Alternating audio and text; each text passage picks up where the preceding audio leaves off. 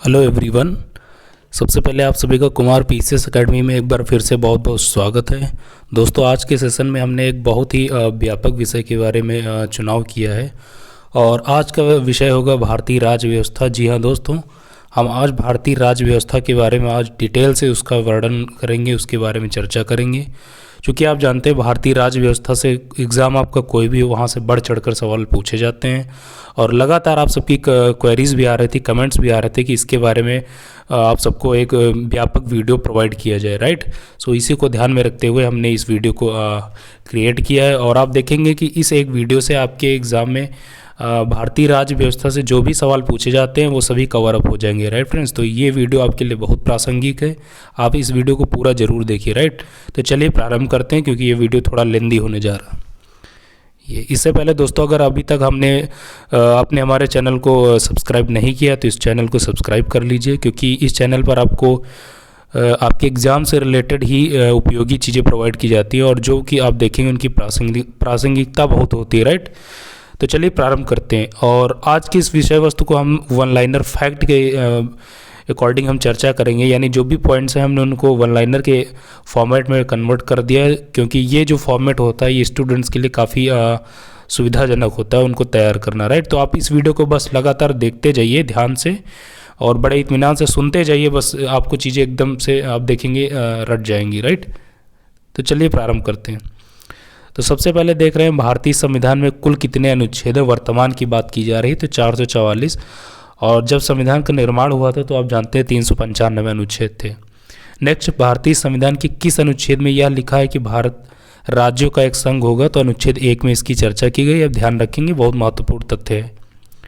फिर आप देख रहे हैं किस अनुच्छेद में नागरिकों को मौलिक अधिकार प्रदान किए गए। तो अनुच्छेद 12 से 35 तक ये आपके फंडामेंटल राइट्स के बारे में चर्चा की गई।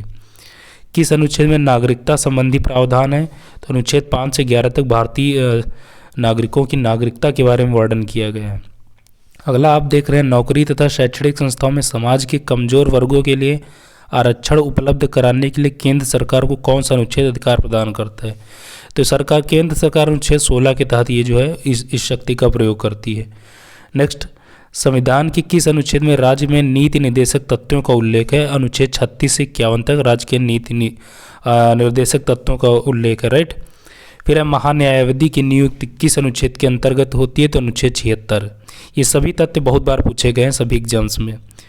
अगला फैक्ट आप देख रहे हैं संविधान के किस अनुच्छेद के अंतर्गत राष्ट्रपति लोकसभा भंग कर सकता है। तो अनुच्छेद 85 के तहत ये शक्ति प्रदान की गई। फिर देख रहे हैं किस अनुच्छेद में संसद के संयुक्त अधिवेशन का प्रावधान है। तो वह अनुच्छेद 108, राइट। नेक्स्ट चर्चा की जाए तो ये दिस वन,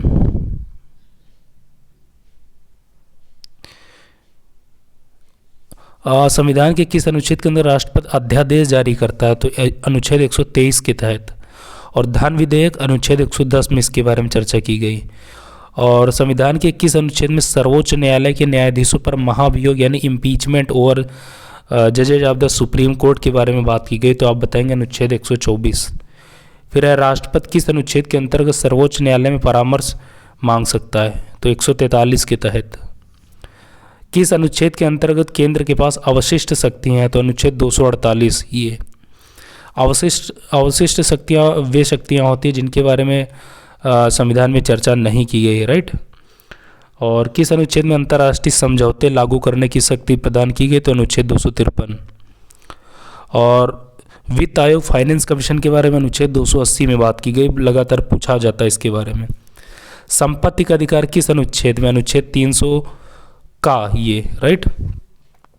संविधान के किस अनुच्छेद में संघ और राज्यों के लिए लोक सेवा आयोग का प्रावधान है। तो अनुच्छेद 315 के तहत। ये जो आपका यूपीएससी और जो आपके डिफरेंट पब्लिक सर्विस कमीशन होते हैं, जैसे आपकी स्टेट यूपी का यूपीपीएससी, तो यह अनुच्छेद 315 के तहत इसको जो है इस्टेब्लिश किया जाता है।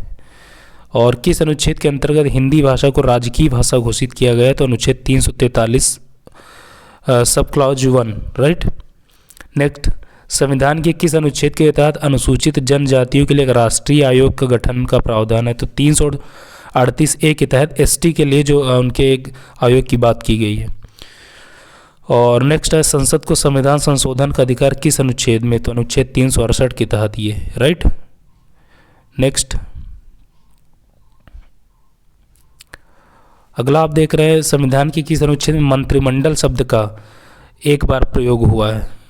तो अनुच्छेद 352, ये ध्यान रखेंगे। जम्मू कश्मीर ये बेसिकली 370 था, अब इसका कोई प्रावधान वैसे है नहीं, राइट। तो आप ध्यान रखेंगे आपके लिए कि किस आर्टिकल में इसके बारे में चर्चा की गई थी, राइट। 356 अनुच्छेद 356 का संबंध किससे? तो आप बताएंगे राष्ट्रपति शासन से। भारतीय संविधान में समानता का अधिकार 5 अनुच्छेदों द्वारा प्रदान किया गया। वे अनुच्छेद कौन कौन से? तो अनुच्छेद 14 से 18 तक, यानी 14, 15, 16, 17, 18। संविधान के किस अनुच्छेद में मूल कर्तव्यों यानी मूल कर्तव्य फंडामेंटल ड्यूटीज अनुच्छेद 51 का? और आप जानते हैं षड् सिंह समिति की रिकमेंडेशन के बिहार पर इसको जो है संविधान में इंसर्ट किया गया था, राइट। और फिर आप देख रहे हैं, भारत के नागरिक का कर्तव्य होगा प्राकृतिक पर्यावरण का संरक्षण एवं सुधार। यह कथन किस अनुच्छेद में? तो अनुच्छेद 48A। संविधान के किस अनुच्छेद पंचायत गठन, आप जानते हैं पंचायत चुनाव होने वाले हैं, तो इसके बारे में किस अनुच्छेद में चर्चा की गई? तो अनुच्छेद 40। वर्तमान में संविधान में कितनी अनुसूचियां हैं? तो 12, राइट। इसमें जितने भी इंपॉर्टेंट तथ्य हैं हमने केवल उन्हीं को शामिल किया, आप प्लीज़ इनको ध्यान रखेंगे, सभी तथ्य बहुत महत्वपूर्ण हैं। यदि आप कोई भी एग्ज़ाम देने जाते हैं तो कम से कम इतने तथ्य मालूम होने चाहिए। संविधान का द्वितीय अनुसूची का संबंध किससे है? अधिकारियों के वेतन भत्तों से। हमने एक अनुसूची वाला वीडियो किया था, आप उस वीडियो को देख लीजिए, सारी शेड्यूल्स आपकी जो है क्लियर हो जाएंगी, राइट। कौन से अनुसूची में 22 भाषाओं को मान्यता दी गई? 8वीं अनुसूची। दल बदल के आधार पर निर्वाचित सदस्यों की अयोग्यता संबंधी विवरण किस सूची में? तो 10वीं अनुसूची में। संविधान की 6ठी अनुसूची किस राज्य में लागू नहीं है? मणिपुर में। किस राज्य के आरक्षण विधेयक को 9वीं अनुसूची में सम्मिलित किया गया? तो तमिलनाडु, ये ध्यान रखेंगे। भारतीय संविधान की कौन सी अनुसूची राज्य में नामों की सूची तथा राज्य क्षेत्रों का ब्यौरा देती है? तो पहली अनुसूची। भारतीय संविधान में 9वीं अनुसूची परिवर्तित हुई है प्रथम संशोधन द्वारा, राइट। किस अनुच्छेद के अंतर्गत उपराष्ट्रपति पद की व्यवस्था है? तो अनुच्छेद 63 के तहत, ये आप ध्यान रखेंगे। ये सभी तथ्य बहुत महत्वपूर्ण हैं क्योंकि हमने ऐसा कोई भी तथ्य इसमें शामिल नहीं किया है जो आपके एग्ज़ाम के लिए रिलेवेंट ना हो, तो प्लीज़ आप इन सभी तथ्यों को आप ध्यान रखेंगे।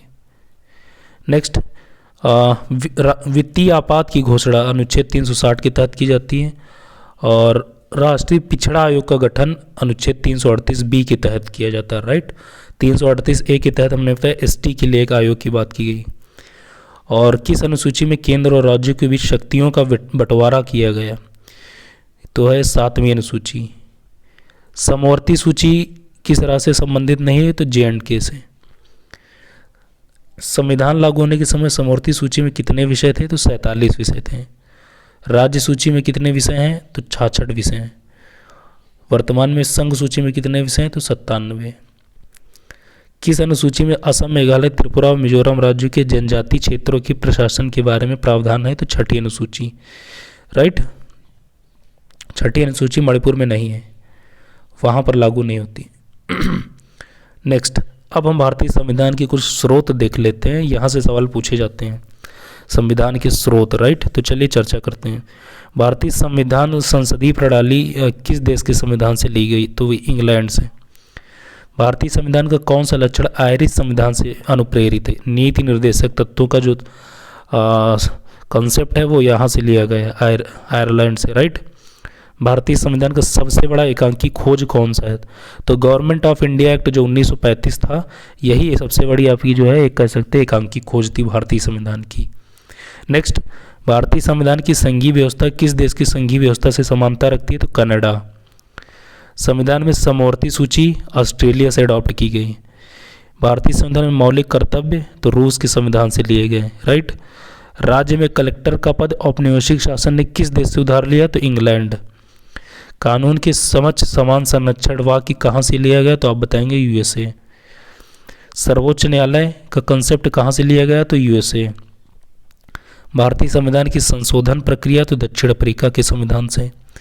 विधि की समझ समता कहाँ से ली गई? तो इंग्लैंड से, राइट। ये ध्यान रखेंगे। ये जितने भी स्रोत हैं ये सभी महत्वपूर्ण हैं क्योंकि कई बार एग्जाम्स में पूछ लिया जाता है डायरेक्टली कि भारतीय संविधान का सबसे बड़ा एकांकी खोज कौन सा है, या ऐसे इस टाइप में, राइट। तो आप ध्यान रखेंगे।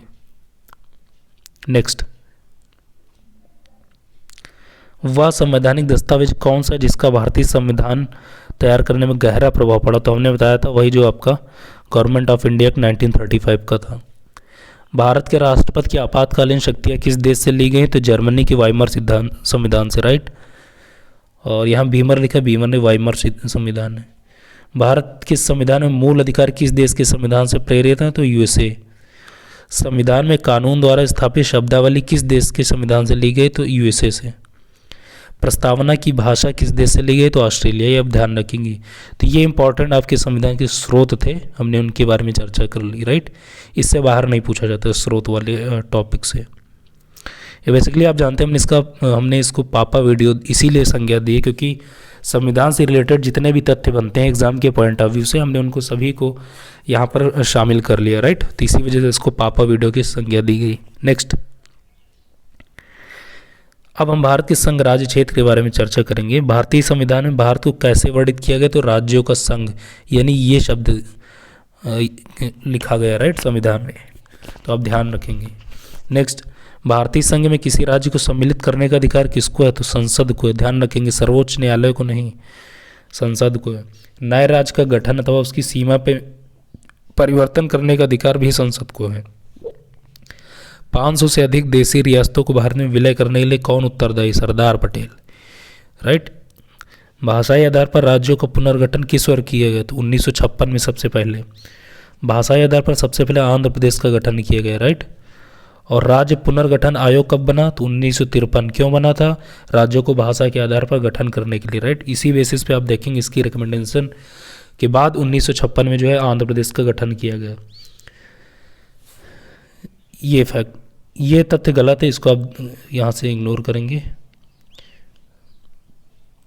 वर्तमान में आप जानते हैं 28 राज्य 8 केंद्र शासित प्रदेश हैं, इसको आप करेक्ट करेंगे। नेक्स्ट, पांडिचेरी को किस वर्ष भारतीय संघ में शामिल किया गया? तो 1962 में। संविधान लागू होने के पश्चात कौन सा भारतीय संघ का एक आरक्षित राज्य था? तो सिक्किम। किस संवैधानिक संशोधन के तहत सिक्किम को भारत का महाराज्य बनाया गया? तो 36वें संविधान संशोधन था। हिमाचल प्रदेश को कब राज्य का दर्जा मिला? 1971। सिक्किम को राज्य का दर्जा कब मिला? तो 1975। राज्य पुनर्गठन आयोग की सिफारिशों के अनुसार भारतीय राज्यों का व्यापक पुनर्गठन कब पूरा हुआ? तो 1956 में। रियासतों वाला हमने बताया कि भारत में विलय करने के लिए किसके नेतृत्व में मंत्रालय का गठन? सरदार पटेल, राइट।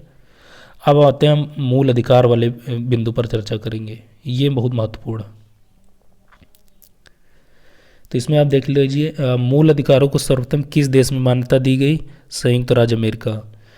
डॉक्टर भीमराव अम्बेडकर ने संविधान के किस भाग को सबसे अधिक अवलोकित किया? तो भाग 3 को। भारत के संविधान में मूल अधिकार क्या है? तो मूल संविधान का हिस्सा हैं, राइट। यानी कि जब संविधान का आप देखेंगे जब बनाया गया तो तब से संविधान में इनके बारे में चर्चा मिलती है। नेक्स्ट, मौलिक अधिकारों को निलंबन कौन कर सकता है? तो राष्ट्रपति। मौलिक अधिकारों के बारे में सुनवाई करने का अधिकार किसको है? तो सर्वोच्च न्यायालय। भारतीय संविधान का अस्पृश्यता उन्मूलन किस अनुच्छेद में? अनुच्छेद 17, अनटचेबिलिटी, राइट। मौलिक अधिकारों का मुख्य उद्देश्य क्या है? व्यक्तिगत स्वतंत्रता को सुनिश्चित करना, यही मुख्य उद्देश्य। स्वतंत्रता का अधिकार किस अनुच्छेद में वर्णित है? अनुच्छेद 19 से 22 में। सूचना का अधिकार किस अनुच्छेद में जोड़ा गया? तो अनुच्छेद 19A। शिक्षा का अधिकार किस अनुच्छेद में जोड़ा गया? तो अनुच्छेद 21A। अनुच्छेद 24 में मौलिक अधिकारों में क्या वर्णित है? बच्चों को शोषण से बचाना है, राइट। यही है। संपत्ति का अधिकार कैसा अधिकार है? तो आप ध्यान रखेंगे कानूनी अधिकार, ये पूछा जाता है। धार्मिक स्वतंत्रता का अधिकार किस अनुच्छेद में? तो अनुच्छेद 25। मौलिक अधिकारों में संशोधन का अधिकार किसको है? तो संसद को है। किस वाद में संसद को मौलिक अधिकारों में संशोधन का अधिकार दिया गया? तो केशवानंद भारती वाद 1973, राइट। कौन सा मूल अधिकार विदेशी नागरिकों को प्राप्त नहीं? अभिव्यक्ति की स्वतंत्रता का अधिकार। ये 6 वर्ष से 14 वर्ष की आयु तक शिक्षा का अधिकार कैसा अधिकार है? तो मूल अधिकार है ये।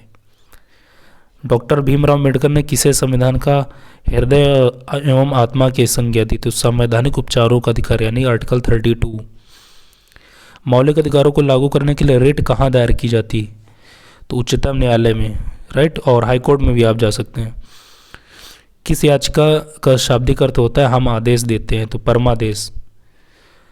सूचना का अधिकार किस राज्य में लागू नहीं? तो J&K। लेकिन वर्तमान में ये प्रावधान बदल गए हैं, थोड़ा ये मिसप्रिंट, हम टीम ने इसको गलत टाइप कर दिया, आप इस फैक्ट को इग्नोर करेंगे, J&K वाला, राइट। नेक्स्ट, किसी कैदी को न्यायालय के समक्ष प्रस्तुत करवाने के लिए किस रिट की आवश्यकता होती है? तो बंदी प्रत्यक्षीकरण, हैबियस कॉर्पस जिसे आप बोलते हैं।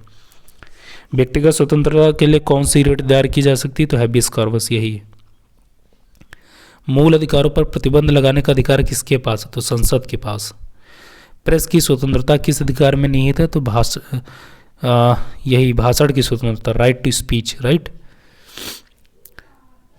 संविधान के अनुच्छेद 23 में किसका वर्णन है? तो शोषण के विरुद्ध अधिकार। संपत्ति के मौलिक अधिकारों को किस संशोधन द्वारा समाप्त किया गया? तो 44वें संशोधन द्वारा। नेक्स्ट, अब हम आते हैं राज्य के नीति निर्देशक तत्वों के बारे में चर्चा करेंगे। ये बहुत व्यापक अपने आप में टॉपिक है, सब टॉपिक है, राइट। तो भारतीय संविधान में राज्य के नीति निर्देशक सिद्धांतों को शामिल करने का मुख्य उद्देश्य क्या है? तो एक कल्याणकारी राज्य की स्थापना करना। और यही फैक्ट हूबहू यही सेंटेंस यूपीएससी में पूछा गया है, राइट। राज्य के नीति निर्देशक तत्व तो एक ऐसा चेक है जो बैंक की सुविधा अनुसार अदा की जाएगी, या कथन किसका है? तो KT शाह का। भारतीय संविधान का कौन सा अंग समाजवादी व्यवस्था करने की प्रेरणा देता है? तो नीति निर्देशक तत्व। ये ऐसे पूछ लिए जाते हैं ये फैक्ट, राइट। और संविधान में कल्याणकारी राज्य का आदेश कौन देता है? तो नीति निर्देशक तत्व। नीति निर्देशक तत्वों का क्रियान्वयन किस पर निर्भर करता है? तो सरकार के पास उपलब्ध संसाधनों पर, यानी कि सरकार के पास अगर संसाधन है तभी इनका जो है इनके बारे में, क्रियान्वयन के बारे में चर्चा की जाएगी। मौलिक अधिकार व राज्य के नीति निर्देशक तत्वों में क्या समानता है? ये एक दूसरे के पूरक हैं, ये भी ऐसे पूछा गया वर्ड टू वर्ड, राइट। क्या नीति निर्देशक तत्वों को कार्यान्वित करने के लिए मूल अधिकारों का हनन हो सकता है? तो कुछ को हो सकता है, लेकिन सभी का नहीं हो सकता, ये आप ध्यान रखेंगे। जिस पर वरीयता दी जाएगी उसका हो सकता है। नेक्स्ट, समान कार्य के लिए समान वेतन भारत के संविधान में कहाँ सुनिश्चित किया गया है? तो राज्य के नीति निर्देशक तत्व, यानी DPSP। इन्हें शॉर्ट में आप DPSP बोलते हैं, directive principle of the state policy, right. Bharat के संविधान में अंतर्राष्ट्रीय सुरक्षा को प्रोत्साहन कहाँ दिया गया? तो यहीं DPSP में। संविधान का कौन सा अंश भारत के नागरिकों को आर्थिक न्याय प्रदान करने का संकेत करता है? तो यही आपका DPSP। राज्य के नीति निर्देशक सिद्धांतों में से किस अनुच्छेद का संबंध अंतर्राष्ट्रीय शांति और सुरक्षा के से संबंधित है? तो अनुच्छेद 51। राज्य के नीति निर्देशक सिद्धांतों के अनुसार किस आयु तक के बच्चों को निःशुल्क व अनिवार्य शिक्षा का प्रावधान है? तो 14 वर्ष तक। ये भारत के किस राज्य में समान नागरिक संहिता लागू है? तो गोवा। और वर्तमान में इसे संपूर्ण राज्य में इसके लिए बात की जा रही है। नीति निर्देशक तत्वों को महत्व किस लिए? तो राज्यों के लिए, राइट। समान न्याय और निःशुल्क विधि सहायता का प्रावधान किस अनुच्छेद में? तो अनुच्छेद 39A में। राज्य के नीति निर्देशक तत्वों में कौन सा अधिकार शामिल नहीं? तो सूचना का अधिकार इसमें शामिल नहीं, राइट। अब हम आते हैं भारतीय संसद के कुछ महत्वपूर्ण बिंदुओं पर चर्चा करेंगे। ये सभी पॉइंट्स हमारे लिए बहुत इंपॉर्टेंट हैं। ये भारत की संघीय व्यवस्थापिका को किस नाम से जाना जाता है? तो संसद के नाम से। भारतीय संसद का निर्माण कैसे होता है? तो लोकसभा, राज्यसभा और राष्ट्रपति तीनों मिलकर जब तीन मिलते हैं तभी उसे हम संसद की संज्ञा देते हैं, राइट। संसद के कितने सदन हैं? तो 2 सदन हैं, लोकसभा, राज्यसभा। संसद के किस सदन को प्रतिनिधि सभा कहा जाता है? लोकसभा को कहा जाता है। संसद का स्थायी सदन कौन सा होता है? तो राज्यसभा को। हमने इसके बारे में पहले चर्चा की थी, राइट। भारतीय संसद का तीसरा अंग कौन है? तो राष्ट्रपति को आप तीसरा अंग कहते हैं। संसद के 2 क्रमिक अधिवेशनों के मध्य कितना समय अंतराल होता है? तो 6 माह, यानी इससे ज़्यादा का समय अंतराल नहीं हो सकता है 2 अधिवेशनों के बीच, राइट। भारतीय संसद को कौन भंग कर सकता है? तो राष्ट्रपति भंग कर सकता है। भारतीय संसद की संप्रभुता किससे प्रतिबंधित है? तो न्यायिक समीक्षा से, राइट। मित्रों, आपने नोटिस किया होगा कि ये जितने भी तथ्यों के बारे में हम चर्चा कर रहे हैं, ये सभी वैसे तथ्य हैं जो जितने भी वनडे एग्जाम्स होते हैं आपके यहाँ, उन सभी एग्जाम्स में ये पूछे जाते हैं और बहुत पूछे जाते हैं, राइट। तो इसी वजह से हमने उन सभी महत्वपूर्ण तथ्यों को एक जगह संकलित किया और उनको संकलित करने के बाद आप सबके समझ उनके बारे में विधिवत जो है चर्चा की जा रही है, राइट। तो आप इसको ध्यान रखेंगे। नेक्स्ट, भारतीय संसद की दोनों सदनों की संयुक्त बैठक किस संबंध में होती है? तो साधारण विधेयक के संबंध में। साधारण विधेयक में संबंधित गतिरोध को दूर करने के लिए संसद के दोनों सदनों की संयुक्त बैठक कौन बुलाते हैं? तो राष्ट्रपति बुलाते हैं और इसकी अध्यक्षता जो है लोकसभा अध्यक्ष करते हैं, आप ध्यान रखेंगे।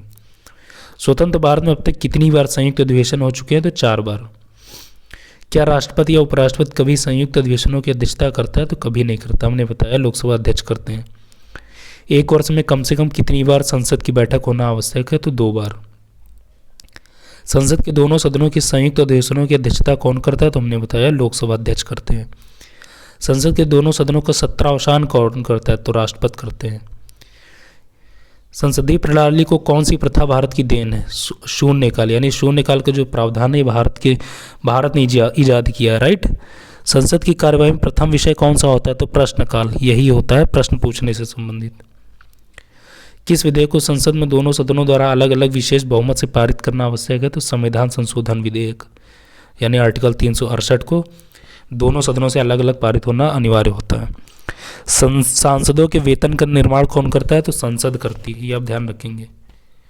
नेक्स्ट, संसदीय प्रणाली वाली सरकार को अन्य किस नाम से जाना जाता है? तो संघीय सरकार। ये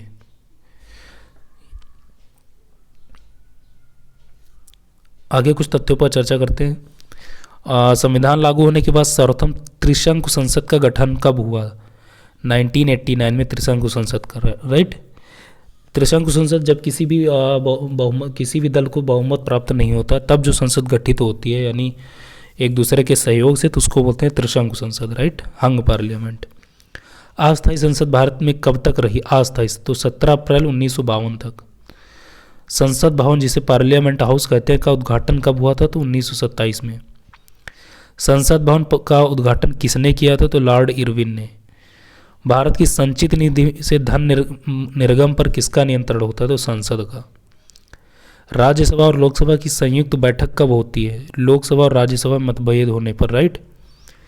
संसद का निम्न सदन कौन सा होता है? तो लोकसभा होती है। उच्च सदन राज्यसभा होती है ये, और जो राज्यसभा होती है वो अस्थायी सदन भी होती है। क्यों? क्योंकि ये कभी भंग नहीं की जा सकती है, राइट, और लोकसभा को भंग किया जा सकता है। संसद के किस सदस्य को गैर सरकारी सदस्य कहा जाता है? तो मंत्री के अतिरिक्त अन्य जितने भी सदस्य होते हैं उनको गैर सरकारी सदस्य की संज्ञा दी जाती है, राइट। नेक्स्ट, अब हम भारत के राष्ट्रपति के बारे में कुछ महत्वपूर्ण बिंदुओं के बारे में चर्चा कर लेते हैं। ये तो सबसे पहले आप देख रहे हैं भारत की कार्यपालिका का अध्यक्ष कौन होता है? तो राष्ट्रपति, यानी भारत में जो भी काम किया जाता है सरकार के द्वारा तो भारतीय राष्ट्रपति के नाम पर किया जाता है, राइट। भारत के राष्ट्रपति की तुलना किस देश के सम्राट से की जाती है? तो ब्रिटेन के सम्राट से।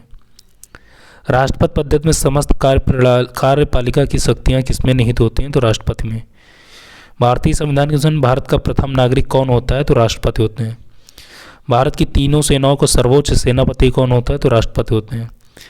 भारत के राष्ट्रपति पद के लिए उम्मीदवार की न्यूनतम आयु कितनी होनी चाहिए? तो 35 वर्ष। राष्ट्रपति का चुनाव किस पद्धति द्वारा होता है? तो समानुपातिक प्रतिनिधित्व एवं एकल संक्रमणी वाली प्रणाली द्वारा, राइट। भारत के राष्ट्रपति का चुनाव कौन संचालित करता है? तो निर्वाचन आयोग, भारत का निर्वाचन आयोग। राष्ट्रपति के चुनाव संबंधी मामले कहाँ भेजे जाते हैं? तो उच्चतम न्यायालय में। भारत के राष्ट्रपति का चुनाव कितने वर्षों के लिए होता है? 5 वर्ष के लिए। नेक्स्ट, राष्ट्रपति को उनके पद से कैसे हटाया जा सकता है? तो संसद द्वारा, महाभियोग द्वारा, इम्पीचमेंट, राइट। कुछ और तथ्यों के बारे में चर्चा जारी रखते हैं। ये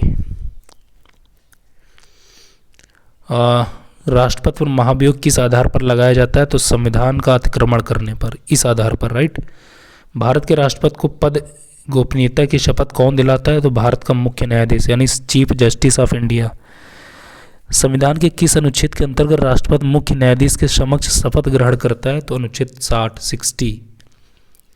राष्ट्रपति अपना त्यागपत्र किसे सौंपता है? तो उपराष्ट्रपति को, और उपराष्ट्रपति राष्ट्रपति को त्यागपत्र सौंपते हैं, राइट। राष्ट्रपति के त्यागपत्र की सूचना उपराष्ट्रपति किसे देता है? तो लोकसभा अध्यक्ष को देते हैं। नेक्स्ट,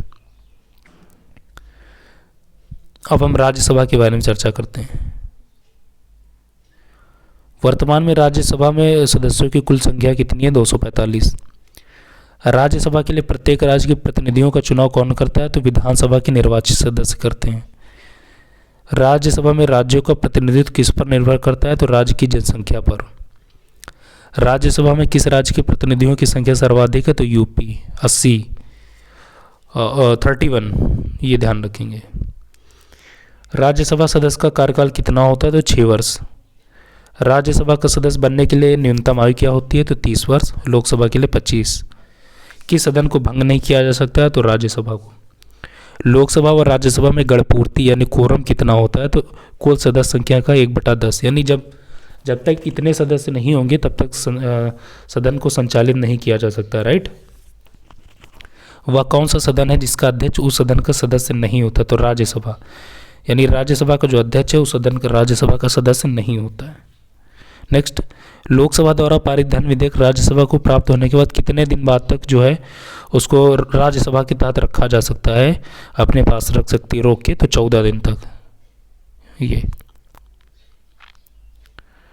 नेक्स्ट, राज्यसभा एक स्थायी सदन है तो क्यों है? क्योंकि वह कभी भंग नहीं होती और इसके 1/3 सदस्य प्रति 2 वर्ष बाद सेवानिवृत्त हो जाते हैं। राज्यसभा के सदस्यों को नामित करने का अधिकार किसको है? तो राष्ट्रपति को है।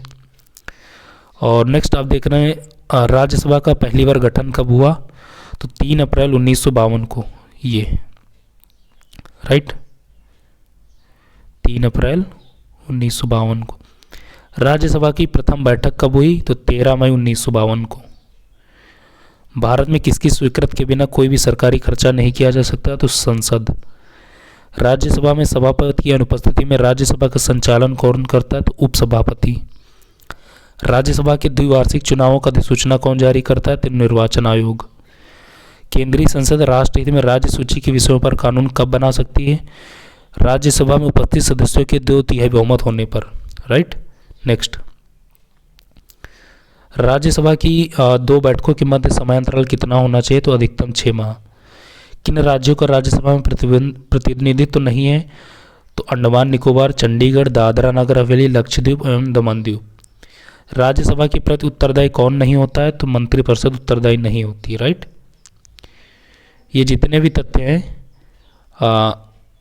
ये राज्यसभा से रिलेटेड हैं और बहुत महत्वपूर्ण हैं, राइट।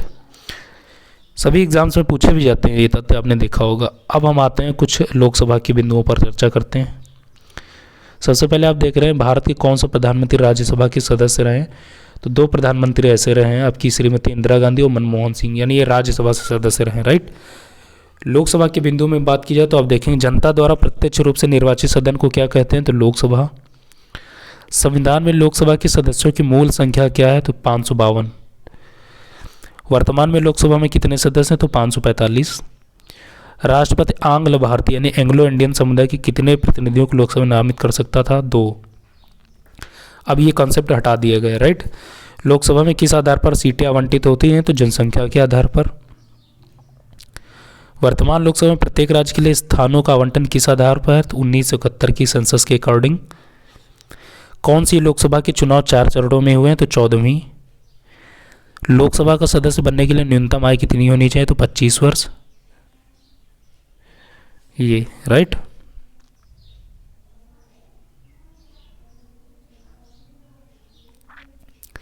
देखिए हमारे लिए जो राज्यसभा और लोकसभा हैं दोनों बहुत महत्वपूर्ण होते हैं क्योंकि एग्जाम्स में यहाँ दोनों से सवाल पूछे जाते हैं इक्वली, राइट। ये आगे जारी रखते हैं अपनी चर्चा को। कौन सा राज्य सबसे अधिक प्रतिनिधि लोकसभा में भेजता है? तो यूपी 80 सदस्य, राइट। किन बड़े राज्यों में लोकसभा सीटें समान हैं? तो आंध्र प्रदेश और पश्चिम बंगाल में। उत्तर प्रदेश के बाद सबसे अधिक संसदीय क्षेत्र किस राज्य में? तो महाराष्ट्र में।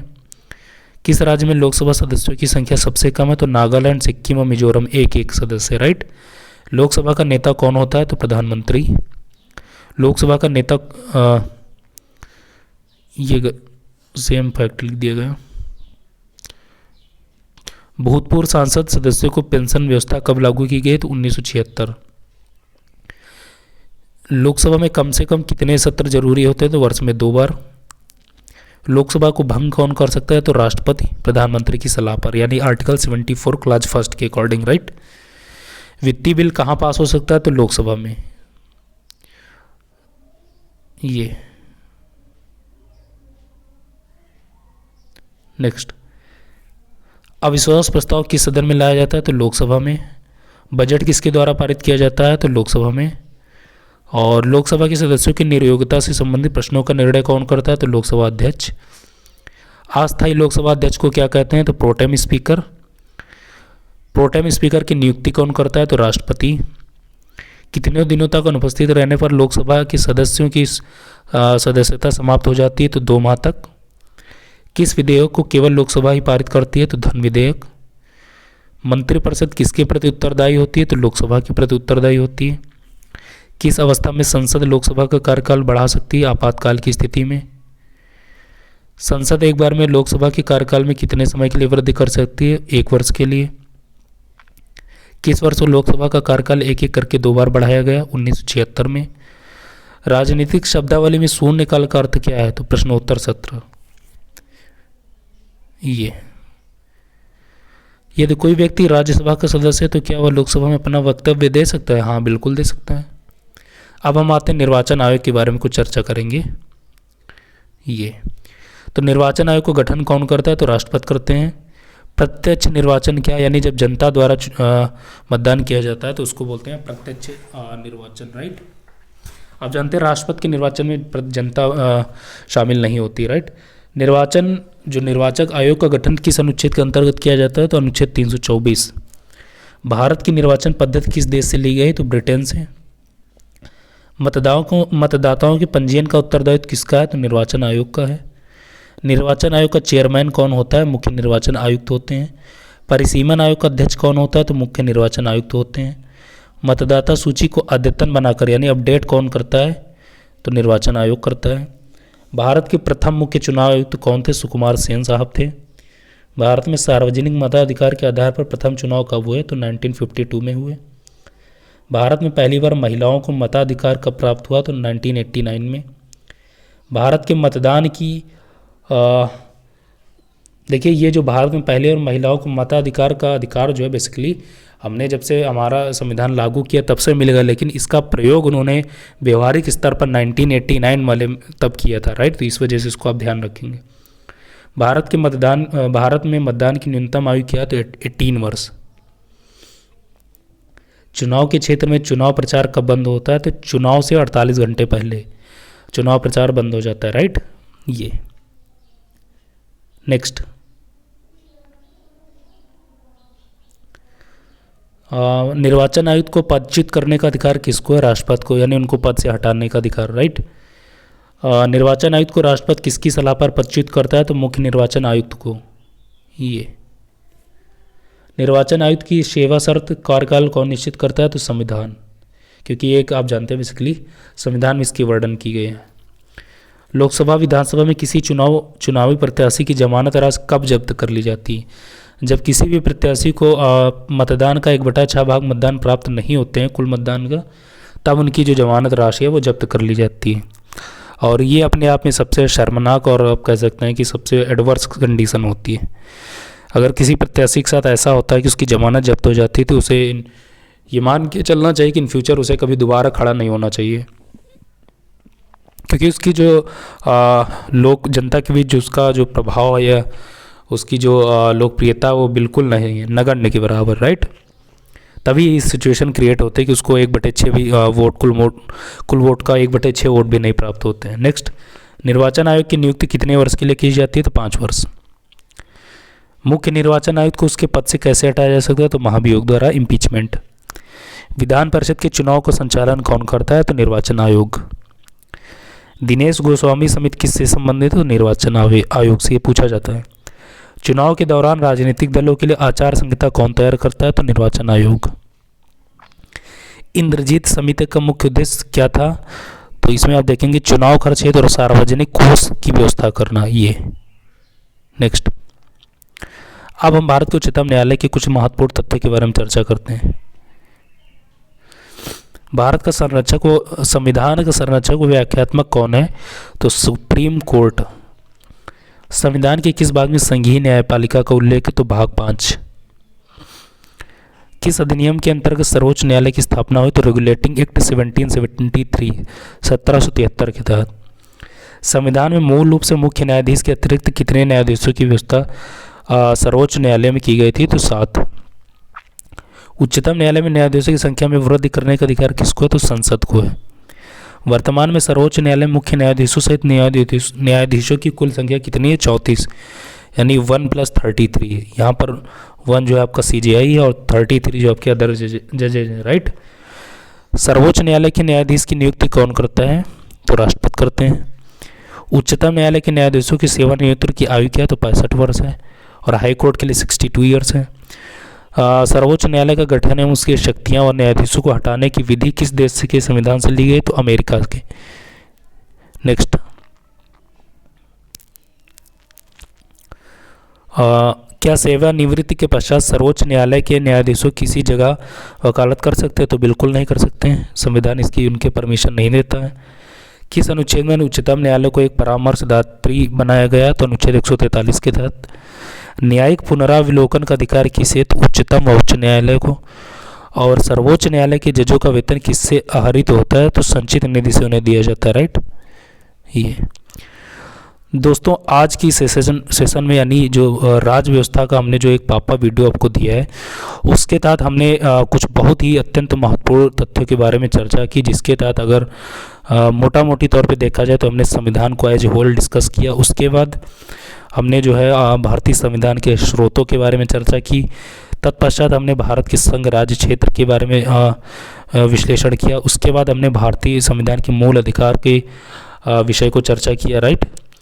तत्पश्चात हमने जो है राज्य की नीति निर्देशक तत्व के बारे में हमने डिटेल से समझा। उसके बाद हमने भारतीय संसद को मोटा मोटी तौर पे देखा। उसके अंतर्गत आपने राज्यसभा और लोकसभा को देखा।